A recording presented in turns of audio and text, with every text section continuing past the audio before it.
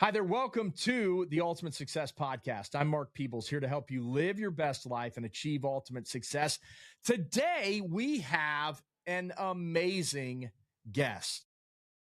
Today is a special day because we have one of the biggest agents, one of the biggest team leads in Cincinnati, Ohio, on the show. He's in a large market and he is absolutely dominating, and not just dominating. He has had really, I think, what I would say is a meteoric rise. He's been in the business for 8 years, and this year his team is on track to do over 300 transactions, over 100 million in sales volume. That is absolutely massive. He's a charismatic personality. He is fun to listen to, and it is incredible how he has built his business, such a unique business model. And I believe you are going to be absolutely inspired by today's guest, the team lead for the Barron Group, Danny Barron.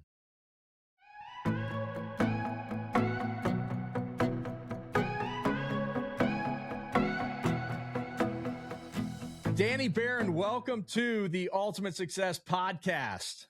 Mark, thanks for having me, sir. Always a pleasure to hang out with you, buddy. Man, I'm really excited about this. You and I have obviously met several times. We're actually partners in a company together, right?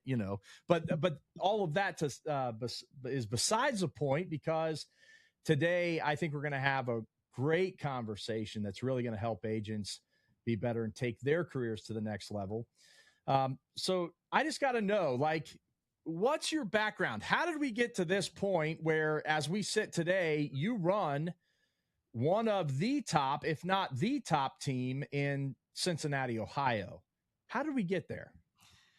As like everybody, Mark, you don't sign up for real estate on purpose, I don't think, unless my caveat is maybe your family was in real estate. It feels like the tie there for some people. There you go. If you're second generation or third or fourth, maybe sometimes that line falls through. For me, my dad was a dentist in Norwood in Cincinnati. He was there for 34, 35 years doing dentistry, was always faithful in his work and was an awesome, awesome businessman, but had nothing to do with real estate. So we didn't have investment properties. That was not a part of my upbringing to think about real estate or to think about buying a home early or anything like that. So coming out of school, I went to Cedarville University, actually in Dayton area. Yep. And when I came out of school, I actually went into the market research field. So I was in market research and branding for the first 3 years of my career. So you can imagine how on a day-to-day now, as a realtor running a real estate team, a business needing to have a brand that exists and is put out into the community, that has paid off for sure. So I know now what AI is capable of with reporting. And I joke with people that I really think I may have stayed in that industry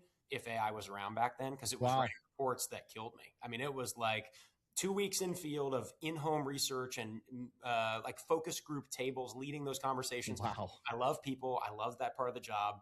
And then it was lock yourself in a room for 2 weeks and write. And that part of it for me was like, oh my gosh, like I can operate on teams. I can play that role for a day or a couple hours, but to do that every single day, it felt like a finals week kind of every time I was doing it.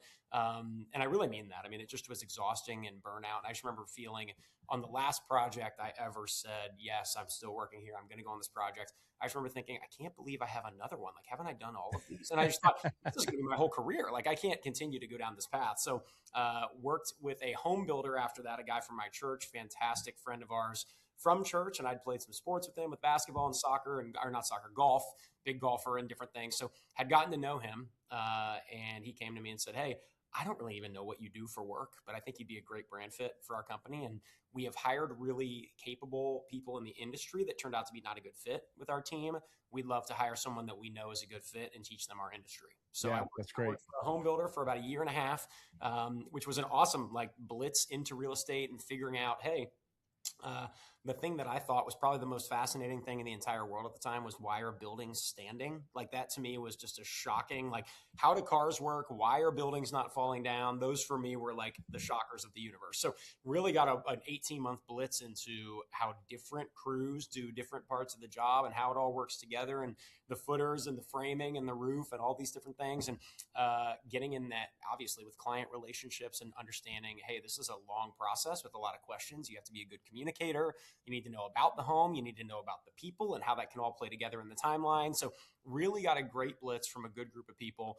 And the whole time I was there, realtors just kept coming up because I was supposed to contact realtors as a salesperson for him. I was supposed to be in with them so that they would bring us their clients. I was trying to call them and couldn't get a hold of them. So I end up on their websites, and I usually was laughing because they were so bad. It was like, this is crazy. And I'm watching these people and I'm seeing like, aren't they making a lot of money? Like, aren't these people working with a lot of people? Why aren't they picking up when I call?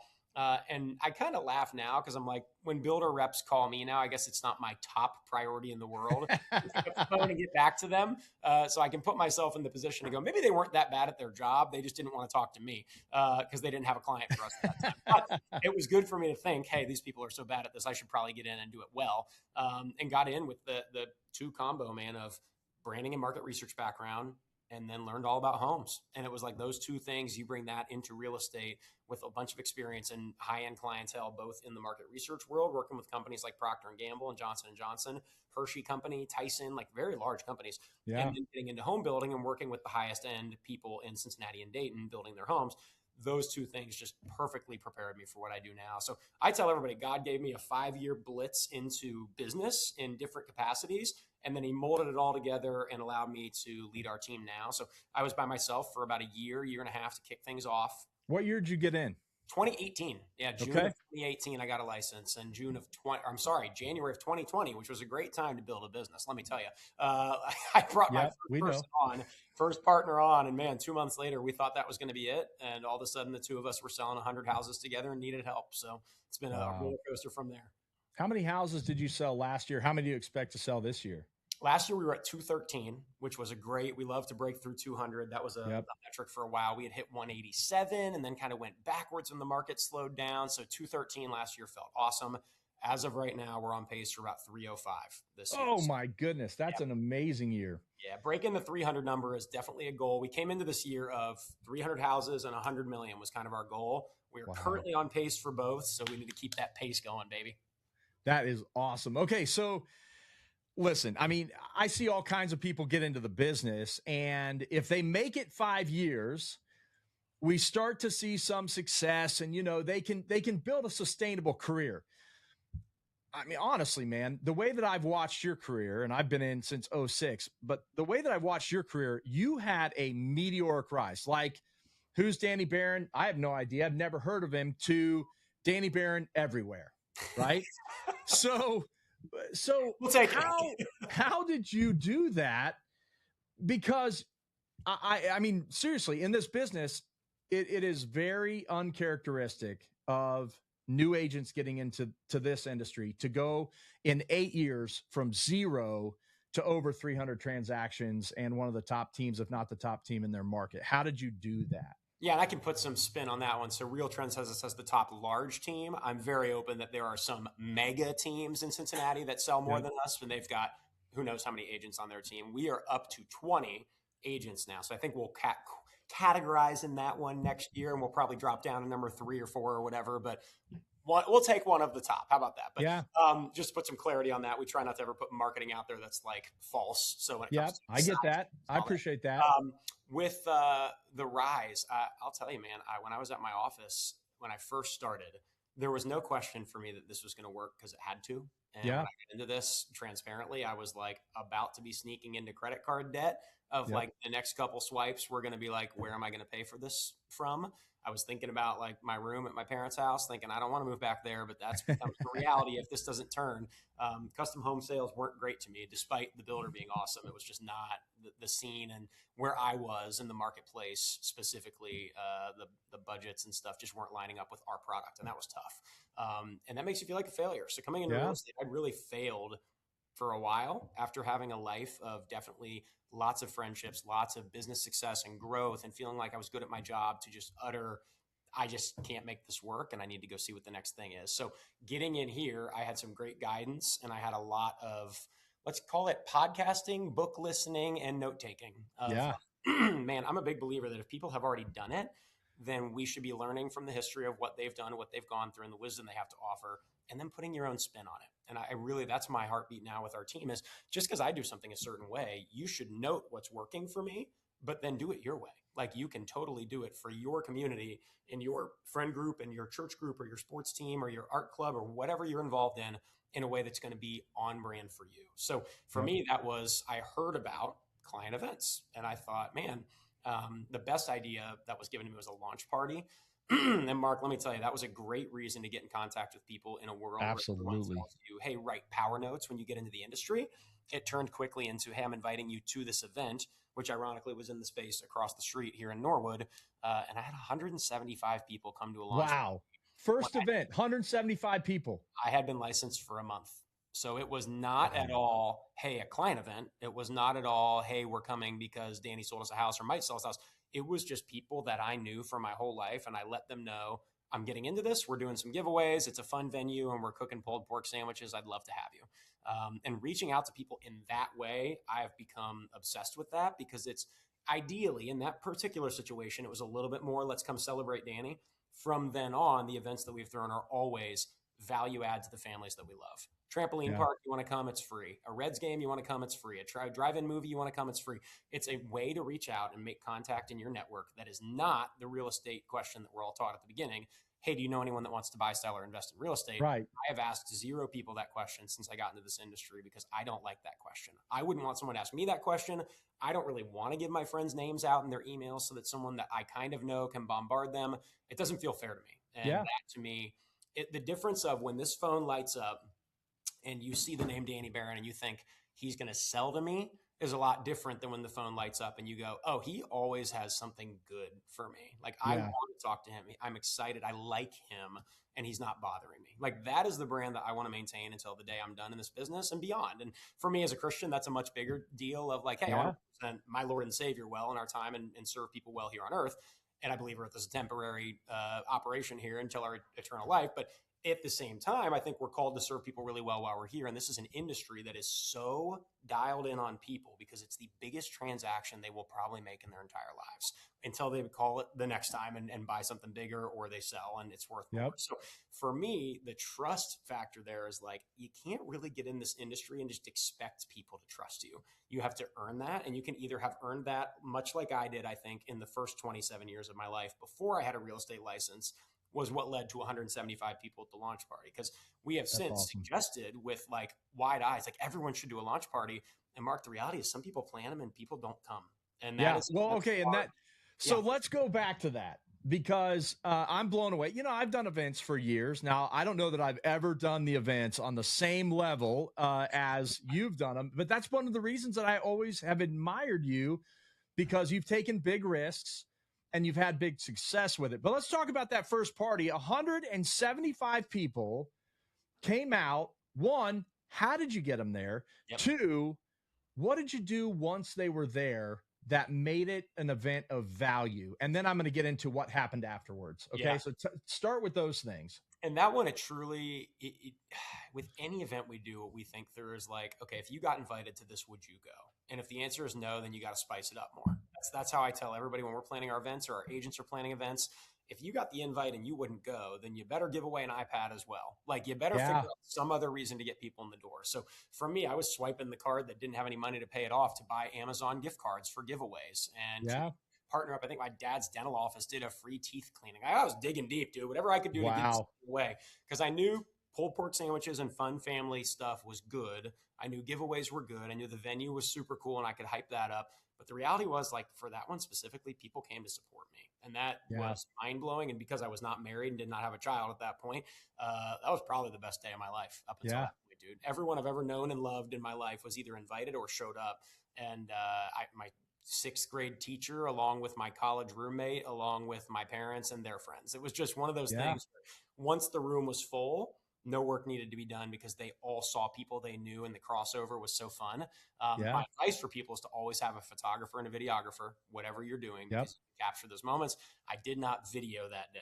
It is the only thing I regret probably in our event history is not having a video of that day. I have a lot of photos, but no video. I wish I did. So evergreen content after that. It's always good to have B-roll of people, and especially in today's marketing world. But back then it was even a novel idea just to seems like to document stuff at all. And then you jump to 2026 now and it's if a camera's not pointed or you don't if you're not doing it studio. Okay, so you got people there. You had family fun. You did some documentation, not like you do it today. Yep. What happened afterwards? That's what I want to know.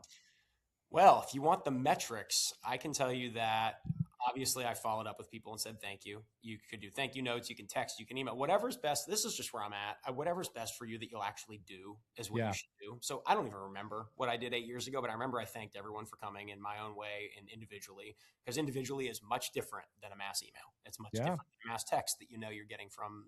So to this day, when we do event invitations, we tell all of our agents, make it specific to the person. Show them you care, go out of your way and write them an individual text that clearly is just to them. Mention the family or the kids or how much you want them to be there, because the last thing you guys did, whatever that is. So in the follow-up to that, it's now been 8 years, and I've looked through those photos and I've seen that list. And dude, I'm not kidding. 100 of those 175 have either referred me or worked with me. That is awesome. I mean, I found out right away who my tribe was, who was in my corner and wanted to support me. And those people, before I'd ever done a transaction, we're already jumping up and down telling people they should call me if they wanted to buy or sell a house. And getting people in your corner like that, I mean, that is, I talked about this earlier with some marketing guys, like having brand loyalists like that, or people that would just sell themselves out to sell for you, is just the ultimate thing. So having warriors out there fighting for me or fighting for the Barron Group is, how can you invest in people to the point where they're just naturally going to do that because they believe in you, they believe in what you're about. And that's really where we've built our entire company. Okay, so this is what I love about that, because I hear all the naysayers now, and not naysayers about Danny Barron. Sure. I hear the naysayers who are instantly going to go to, yeah, but I don't know 175 people that I could invite. You know, that's the first thing they're going to go. And what I love about what you just said, that 100 of those people, because what you did is something that I preach. You probably started after that building consistent and systematic relationships with them, where you are just consistently building a relationship with them, not calling them every time and saying, hey, please send me business, but just building relationships, right?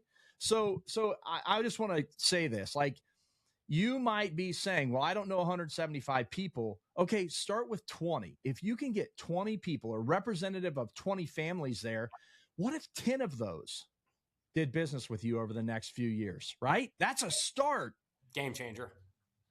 Okay, so now, what's your biggest event you've ever done? I'm going to jump straight from the first to the biggest event, because I want people to get perspective of the type of events that you're doing now. After that, I want people to hear that I did do 3 on my own. So I rented out a pizza place, 2 cities in Mason. I did a fall farm festival. It was just me. I did a Reds game by myself and a trampoline park. So I guess 4 by myself. Okay. Before we ever started the team. So like that was the max capacity I ever got on my own, was I think 250 to a Reds game, or 225, something like that, which, you know, only is a hilarious word, because that is awesome. And before I give the following number, I will say this: the difference between a Barron Group event and what most realtors think about their businesses, we call them prospecting events. This is not in any way a past client, you must have worked with us to come. This is, if they sign up, they're allowed to come. And if they have friends or family that we do not know that they want to bring, they can come. And if they live in Lima and are not even in our marketplace, they can still come. I don't care. That's like awesome. we are building community. We want people to be able to bring their friends and family and have an amazing night and actually provide value. And we are going to take the marketing money from the Barron Group and put it towards that. And I have never paid for a lead in the history of our team. We've never bought from Zillow or Realtor or anywhere else. We don't plan to. And at the end of the day, we take all of that money and say, a good business, in my estimation, is going to put 8 to 10% of the revenue back into marketing to continue to funnel the business. In our situation, that's a lot of money to put back towards events. So on an annual basis, we have a lot of money to play with, where if we're not sending Zillow $10,000, $15,000, $20,000, which I know teams do that much per month, then you pile that up, you can spend $60,000 and go to the Reds game, and it actually doesn't make you blank because you're not spending that money in other places. So for us, our most recent Reds game, we had 4,450 RSVPs and over 3,000 showed up. So this is we're over 3,000 and systems there of doing 7 of those games. We are dialed in now with tables and t-shirts and sunflower seeds. You show up, you're scanning the code, you're walking the line. Our team is rocking it. We have a group of interns that actually help serve at every game. It's a different group of interns each year through an entrepreneurship internship that's local. And my brother-in-law helps to run. So he sends his guys, they help us out. I mean, it is an event for the ages. It's fun. Everybody knows it's coming every summer, the Reds game. There's no catch. And the best part about events, Mark, is the more you do them, the more people will finally believe you there's no Yeah. catch. And when they think there's no catch, they can finally be free to just enjoy it. They don't think they're going to be sold to. I had a partner for one of our events say, okay, so when do I get the mic and get to talk about mortgage, home inspection, whatever? And I was like, you don't. And they're like, what? I'm like, the whole point is we get all the people here. They choose to work with us. Then we send them to you. Like this Yeah, is right. like, you're our preferred partner. You're not today's marketing advertisement. And so anybody that works with us now and our partners, we do have partners that put money towards our events, and they understand, like when they support the Barron Group and they scratch our back and say, we're going to believe in you and help your people come out and have an awesome night. We are in return, if they are good at their job, going to continue to get referrals from us as long as they continue to service those well. So it's a different game when you start to get to that level of money you're invested and you get creative on who can partner with you to make it happen. Yeah. Okay. So let's talk about this number then, because I know you measure, you look at the metrics, right? Yep, for sure. So let's go through and say the Barron Group hits 300 transactions this year. Yep. Right? You're going to hit your 300 transactions. How many of those transactions are directly related to someone coming to one of your events that was not a client before? Yeah. Ballpark. It's amazing. That specific metric is almost impossible for us to tackle. We have case studies of, hey, the Reds game is in May. So we're texting people, inviting them in March and April. And then a week later, after getting that text, somebody hits them back and says, actually, did you know we're getting ready to buy a house? Are you able to schedule a showing to this one? So like it literally turns into, at one point, one of the Reds games we did, we actually closed 2 homes from invitations before the game happened. Yeah. I mean, it was like that level of, oh my gosh, it's so obvious that this works. For a lot of them, the people that are getting invited, you think about me, like I'm an active worship leader in my Baptist church in Mason. So yeah, people have known who I am for years in the church. I know who they are, but even for some of them, I might just be the worship guy. They don't even know I'm in real estate. I don't care. Those two things don't cross over in a way that is beneficial for me. Like that's a service role in the church and I want to focus on that. But when I meet them and I walk into their home because someone else at the church recommended me, they find out like, oh, you run the like Reds game that we went to last year. That's and I'm awesome. in their house already. And at that point, they don't interview other people. So there's an element specifically of if you're willing to build the brand and have it be, in my case, multifaceted, our focuses are pretty threefold. And I'm very open about this: events, social media, and giveaways. And if we feel like we're doing those 3 things in conjunction and they all work together, by the way, you can give away things at an event, you can give away things to hype an event, you can promote on social media all of your events and your giveaways. And at your events, you can get people to follow you on social media so they can do giveaways. I mean, it perfectly works together all the time. When we're doing that, you are building a following of people that see the online brand. They begin to trust you. And for all of us, everything we do, Mark, we have 2 kind of core pillars. We want to be the most trusted and we want to be the most fun. And I think if we do those 2 things with our posts, with our events, with our giveaways, that is going to build trust. And if people are not fun, we might not be the right real estate team for them. I'm okay with that. Like, I don't necessarily want to work with somebody that thinks I'm annoying because I'm fun. That's fine. Right. So I think for us in particular, you look at all that baked in and you go, okay, someone I knew from church that I have served with came to an event and they follow us on social media and now I'm at their listing appointment. You tell me which one of those things sold the house. It's like, it's a lifestyle. It's just like a lifestyle of branding and giving. And if that generosity comes back in the form of a client, it's a little hard to mark them down on the sheet of the metric of, was that a client event that got that over the line? So we have some case studies, but it's hard to pinpoint just down to those events. But when you're meeting strangers that show up with their friends, they're being introduced to the brand, and we are trying to do things at that game or at that event to get them to follow us on social so then they become more familiar with it. And in my marketing background, I know people have to see a brand 7 times to actually recognize and know what it is.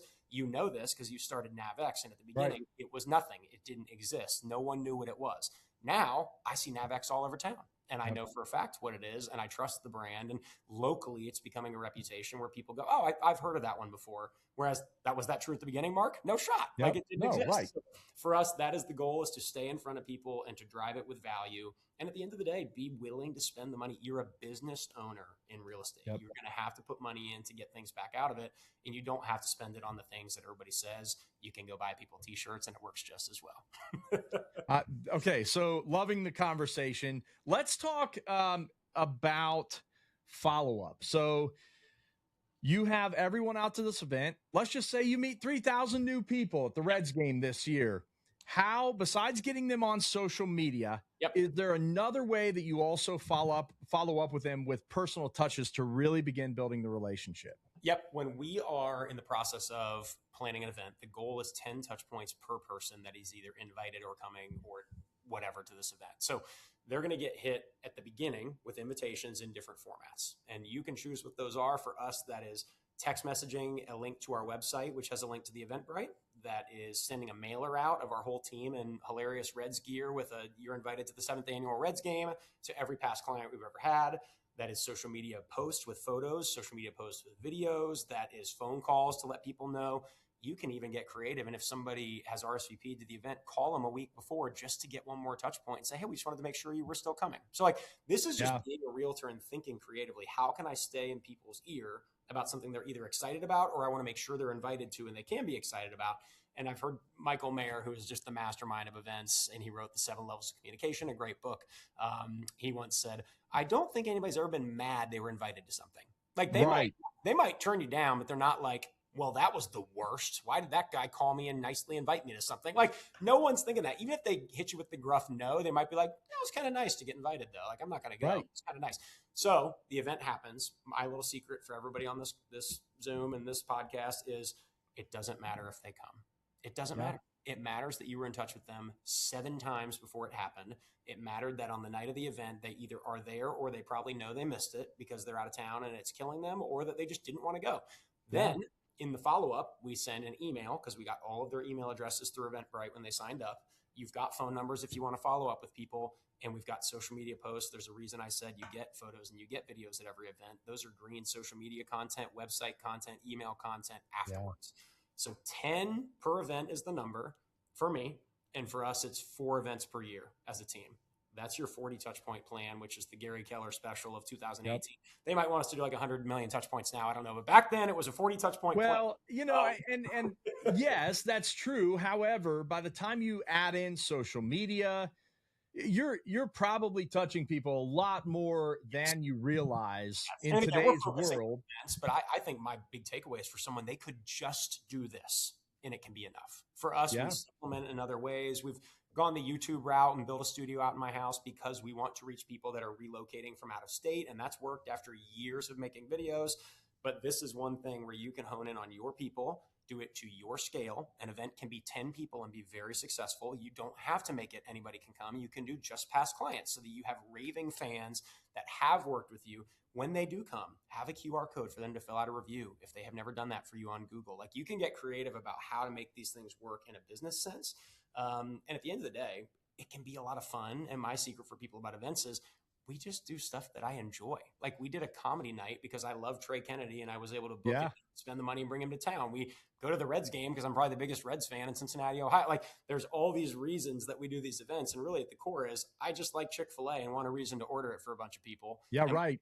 Happen to like that too. So now we've broken off, by the way, into more agent-specific events. We have our agents do launch parties when they come on if they want to. They've got a budget to do that. And as that's grown out, then they are inviting specifically their own people. Their people get kind of introduced to this idea of going to an event or a launch party for Ari or Taylor or Aaron or some of the ones that have recently done one.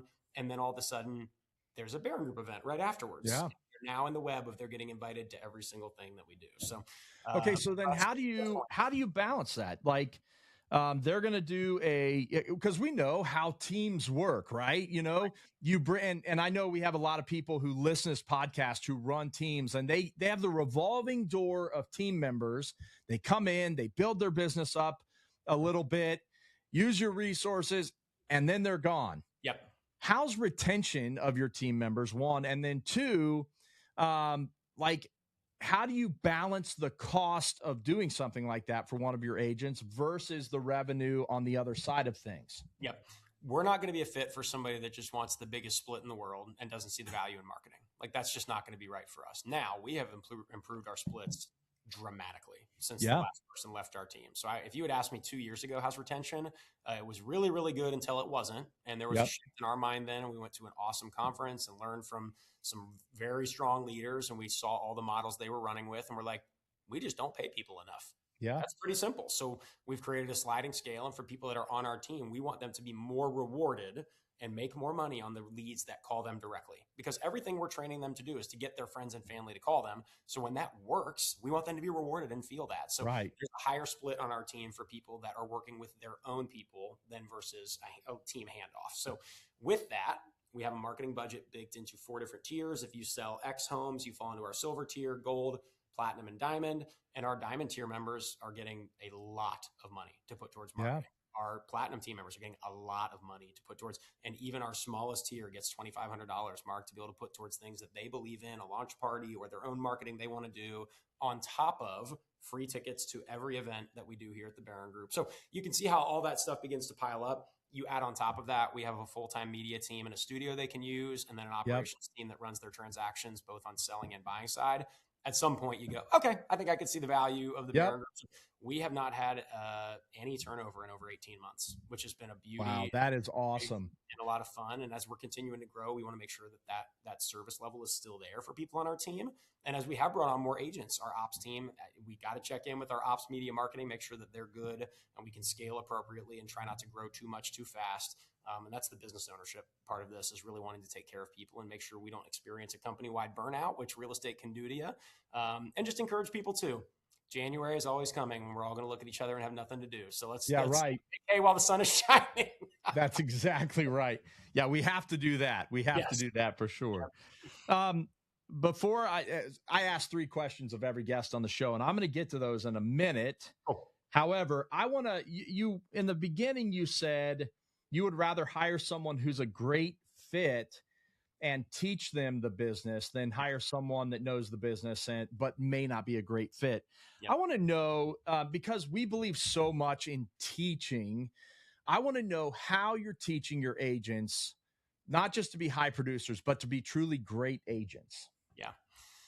I can thank our team members for that. So my partner, Mitch, is just an operational mastermind. And from day one, when someone comes onto our team, they have support learning .loop. Very similar. I mean, just very simple contract-based stuff, learning the section of the contract, understanding their role and their job. We're getting into more of a shadowing model where people can attend and go to listing appointments with me or with somebody on the team and be able to figure out, hey, are we in a position where, as we continue to grow, there's opportunity and learning there for people to be able to step into that. And not just have to learn by the book per se, but to be able to see it in person. I, for instance, have, when we're done here, a class that I'm teaching for our team on social media, and to just open up, hey, we've got an hour where people can come in and literally open their phone and say, here's my Instagram. How am I doing?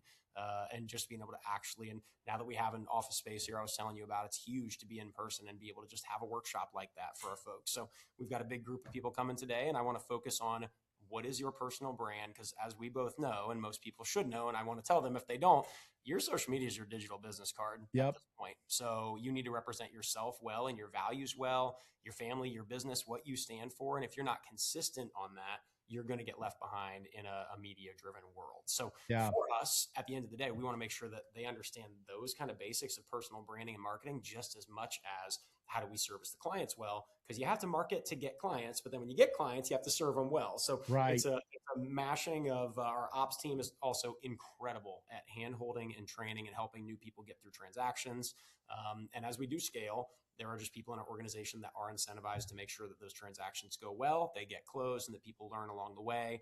And you can build and structure that into your team, obviously, with financial models and stuff. So I think for me personally, I'm very proud of the team that we have, and knowing that when somebody comes on, it is not me that's responsible to train them on .loop, the contract, and running the show. We've got a sales leader for that and operations people for that. It's my job to inspire our team on a weekly basis with what are we doing as a team? What are we aiming for? And how is your personal brand for your people to be perceiving you right now? Or if the referral agent in Idaho gets on Instagram and happens to find you, do they trust you based on what they see? They're not going to talk to you. They're just going to judge you based on your profile. So what did you put? So for me, those are kind of the key metrics there and the pieces of continuing to grow with our team. I don't want an agent to feel like they're asking too many questions of us. I want them to feel like when they're walking a client through a transaction, that is the most important thing. So I want to help people with marketing all day, but if we have a deal that's, shaking some trees and things are feeling like they're falling apart, we want to make sure that we're supporting them first in that, because I think that is the reason most people want to be on a team, is they've got the support to actually be a good realtor. So so you said you have 20 agents, correct? 20 agents. Yep. How many admin support staff, including media and everything, do you have supporting the team? Yep, 7. So Okay. marketing, 2 media, 2 ops, a sales leader, and a sign runner. So, or Okay. at this point, she is operating truly as a third ops person as well. She's training into that role. So, and having that support system for 20, if we had 20 fully operational, that's not enough, truly, in my opinion, at least not without some VA help or we're building out currently an operating system for our team that I think is going to blow some minds when it's done, which is really fun using the technology that we've got to try to create something that's just for us. And when agents come on the team, having that available. More on that one day, Mark. We'll have to talk. Well, that's the next Yeah, podcast yeah, yeah, episode. yeah. But I feel like that particular group of 7, because some of those 20 are new and they're figuring it out, they're not all operating at a 20 deals a year capacity. Now, one of our team members is on pace for about 75 deals. So she needs a ton of support. And she's found that on our team. And she's been an agent longer than I have. And she loves it here. And we get along amazing with her. I think she's making more than she's made. And she's happy. And we love that. And we want to see her succeed and thrive. And if she has a problem, I am the first one in line of like, how are we going to fix this? Like, I need you to be happy here. I need you to have the support. And I think as a leader, that's our calling, is to make sure that people have the setup that they need to succeed. And I think people on our team know, and I always talk about sleeping well at night, Mark. Like, if a transaction's going poorly, but you know you did everything you could, you can sleep well. That's at night. right. So you give people great advice and they choose to not follow it. I can still sleep at night if I was not leading them astray or making them do something shady, which is the goal, to just never do that. Integrity is just like number one for us. So, but I talk about this all the time with people. Like, I can sleep great at night knowing that they had all the training, resources, and everything they needed, and then they couldn't sell a house, because that means they just didn't work hard. So, or they didn't have the connections, or it just wasn't for them, and that's okay. And I try to be brutally honest with people. If you're not doing the things that we're teaching you, this can be a very lonely, and like, the floor is very low on income. Yes, people love that the ceiling can be high, but the floor is very, very low. So you got to work hard and use the system. It is very low. In fact, it can go into the negatives very quickly because real estate's expensive to be in. You know, Yes, I mean, it just is. Well, and let's do this. People don't think it's expensive because it's not expensive to start. But once you get in it, actually be operating and to pay for any help or pay for marketing stuff, your point, you can be in the red really quickly. Or to pay for taxes. Right? Work that 30% away.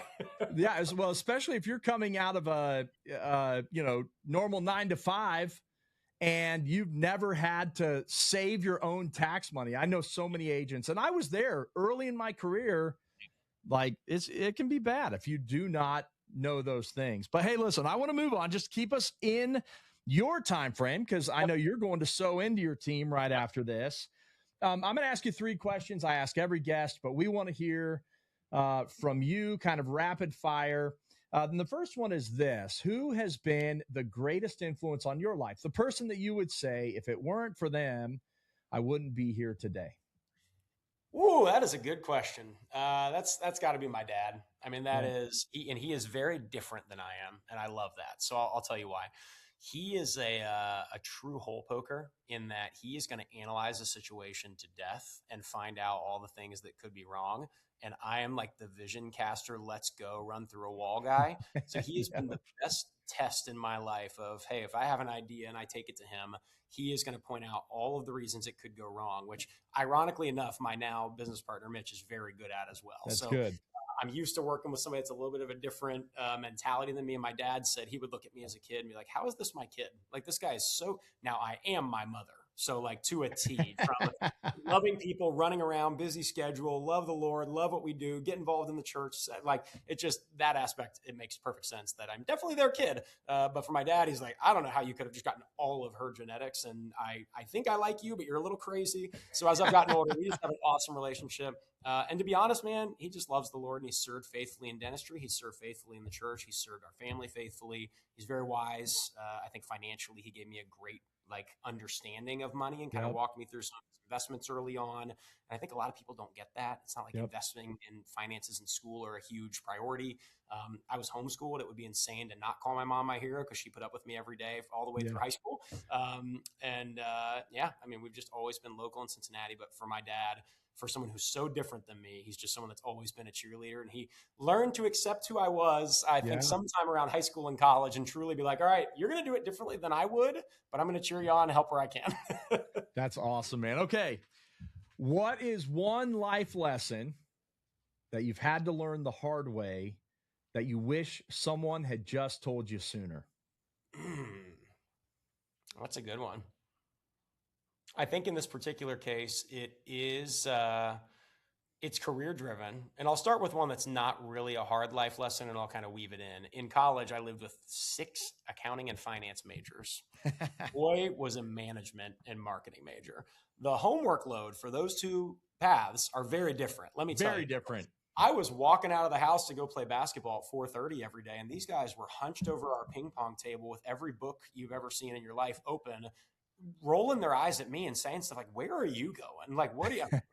I'm done. I'm ready to roll. So at that point in my life, I kind of felt guilty that I wasn't doing what they were doing, despite having a very different path and a very different skill set. And in the meantime, I was meeting everyone in that school, in my classes, playing basketball all the time, just moving and shaking and making relationships. And I've now sold them all houses, Mark. Like it's one of those things where it was like, oh, I felt guilty about something that turned into be my number one resource of who I actually am. Yeah. But in that, I'd say that's like the lesson that I'm like, it wasn't a hard thing, but it was at the moment I felt guilty about. The hard one was when I got in with the builder, I didn't realize the context of the business, and moving into a new market with a builder, I never asked the question, is there demand for this product in a new market where there's no brand recognition? And again, as someone who started NavX, you know how hard it is to take something from 0 to 100. And I never really realized that taking a certain product that's a high-end, high-priced product, putting it somewhere else where people don't necessarily want to pay that same price, it was a losing formula for the company and for me, and really no one stood a chance. And I didn't really do the research or understand that enough to know at the time. And I have also seen companies with a lot of overhead. And because of all that overhead, we weren't able to be competitive on price. So although I did say we have a lot of staff, I am very careful to not overstaff us and feel like we're just hiring more people all the time and more money can go out the window, because we need to be a healthy company. And I can promise our ops people and our media people, even if we don't sell a house starting today, you're going to have your job for a long time. Like, we have saved well, and we're in a position where your job is not at risk. And if it ever is, I will have a hard conversation with you months in advance of whatever's happening in the market, because something crazy is going to have happen. But well, and the funny thing is, you're going to have the hard conversation with them, and then 3 months later, you're going to be like, maybe not. I think we're good. Right? I think it turned out fine. Okay, last question. This is the Ultimate Success Podcast. We always say that we want to help agents live their best lives and achieve ultimate success. What is ultimate success for Danny Barron? Yeah, I've mentioned it a couple of times, but dude, it's not real estate. It's just not. I love, and I'm not, I think I could be happy at many, many brokerages, but I will say I like that Keller Williams has God, family, and then business in that order. They say it all the time, and I live by that, and that's why I aligned here. For me personally, it matters infinitely more that I'm glorifying God with my life, with our business, and as a father and as a husband than it does any home sale. But what I think directly intertwines with that is, in order to glorify God, I need to be a good husband. I need to be a good father, and I need to be good at my job to serve people well that trust me. So despite that being the order, they do all work together, much like events, social media, and giveaways. Like, it's all intertwined. And for me, having integrity in what we're doing, working hard, and recognizing that, like, the priorities are in order. I think that's the big thing. And if they're in order, then there's going to be a peace there and an understanding that it's all going to be okay. Like, the priorities are in order. And if those get out of whack and I become a money chasing maniac or chasing success and fame over whatever, like, any of those options is not going to lead to a happy version of me. And I think there's just a peace that comes with recognizing, hey, things are in the right order and God's got this. And I'm just excited to be part of the journey. I love it. One of the reasons I love you so much is I think we've always had the connection in our faith. And so I've always loved that about you. I love that you are representing Christ in a dark world and really in what can be a dark industry. And so I've always, I've just loved watching you let your light shine. Well, hey, likewise, man, we hope that that's the case and that's the goal. And I know you're the same way. And at the end of the day, I'm very thankful, and I really mean this, that we're in the Midwest where our industry isn't as dark as it is some places. I have heard stories of the East and West Coast and Florida where things just get so chippy. And I'm really thankful that in our industry, we have a lot of agents we like working with on the we do. We are blessed. Yeah.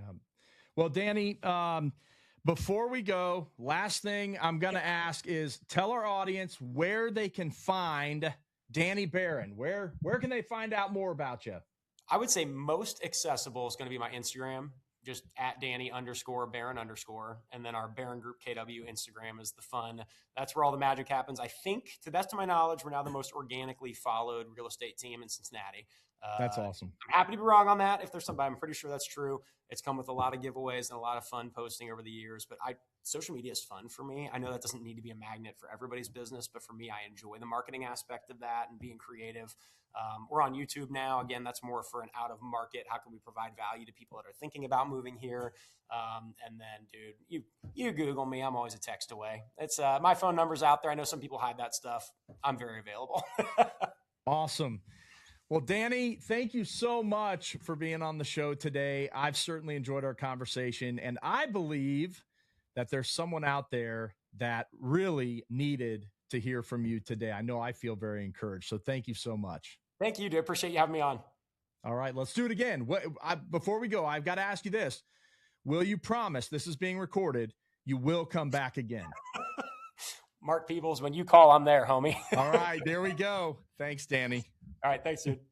What a great conversation today with Danny Barron, the leader of the Barron Group. And as we've been trying to do on every episode, I want to go through what my 3 big takeaways were for today. Now, listen, I used to run the big team. I used to have 10 agents on my team. Never did quite the production or volumes that Danny is doing with his teams. But it's amazing to see his success. And because I do events in my business, I was taking all kinds of notes today. So here's what I want to say are my 3 biggest takeaways. Number 1 is Danny said he's never asked for a referral. I love that. He's just built relationships. And the way that he's done that is by running an events-based business. Like, they are doing these major prospecting events. They called them prospecting events. He's not just inviting past clients or people in a sphere of influence. They are doing prospecting events. And his launch event, very first event he did when he got into the business 8 years ago, 175 people there. So that's a big takeaway. I would say if you've never done any kind of launch event, do a launch event for your business. The second big takeaway I had was that he bases his marketing on 3 things: events, social media, and giveaways. So they market using their events to draw people in. He talked about being in a heavy media world and the need to do social media, and then drawing people to places to come out to the events with giveaways. Last thing I really liked that he said, if you're building a team, he talked about hiring. And when it comes to hiring, his philosophy is hire a great fit and then teach them the business. You don't need someone that knows the business but might not be a great fit. So I thought that was great advice. Find people that are a great fit with your culture and your values, and then build around that. You can teach them this business, but you can't teach the right attitude and you can't teach the right values.